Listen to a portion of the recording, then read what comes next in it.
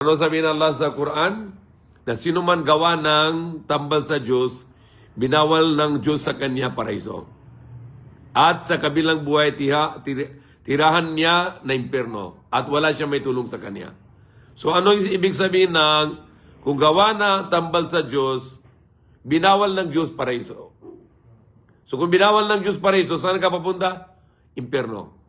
Na yun, kung muntik na kabantay na yun, tapos sabihin mo sa anghel ng yung kuha ng kaluluwa mo, ang bagantayin ka na lang, maniniwala ko isang Diyos na yun. Hindi ko nagawa ng tambal sa Diyos. Hindi na, wala na oras na yun, dahil may dumating na yung anghel. Yung anghel kuha ng kaluluwa mo. So bago pa nang dumating yung anghel, dapat sabihin mo na lang, ako ay sumasaksi, wala ibang Diyos na dapat sambahin, maliban kay isa lang Diyos, yung tagapaglikha.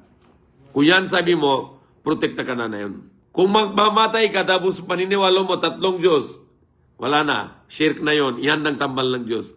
Dahil sabi ng Diyos, isa lang siya. Kahit sa Biblia, ano sabi na, huwag na kayo sambahin maliban sa akin. Ano ibig sabihin ng sa akin? Tagalog. Sa akin means ako. Ako lang. Isa lang.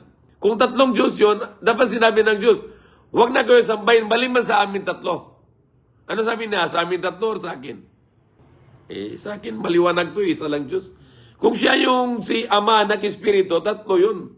Dapat sinabi ng Diyos, huwag na kayo sambahin maliban sa amin tatlo. Sinabi ba ganun si Diyos na unang utos? Sinabi ba niya, maliban sa kaming tatlo? Hindi sinabi na kaming tatlo. Sabi niya, maliban sa akin.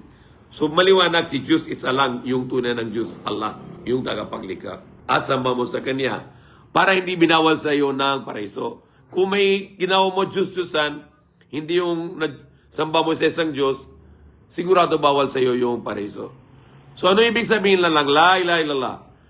Walang ibang Diyos maliban kay Allah. Walang ibang Diyos maliban kay Allah. Kung ito ng saksi mo, maging pananampalataya na yun. At hindi ka nang musyrik. Ano yung tawag na musyrik? Yung mga tao na samba sa Diyos-Diyusan. Kung maging pananampalataya ka na isang Diyos, kung sabi mo la ilaha illallah, walang ibang Diyos maliban kay Allah yung tagapaglikha. Ang hari, ang dakila, ang banal. Wala siyang tambal, wala siyang katulad. Wala siyang anak, wala siyang tatay. So yung nasa turo ng mga reliyon na Ama, Anak, Espiritu, mali yun. Si Diyos, hindi siya Ama, siyang tagapaglikha. Wala siyang anak. Si Jesus ka hindi ang anak ni Diyos, siyang propeta, anak ni Maria. At si Espiritu, hindi yung Diyos, siya isang anghel lang, pangalan niya Anghel Gabriel.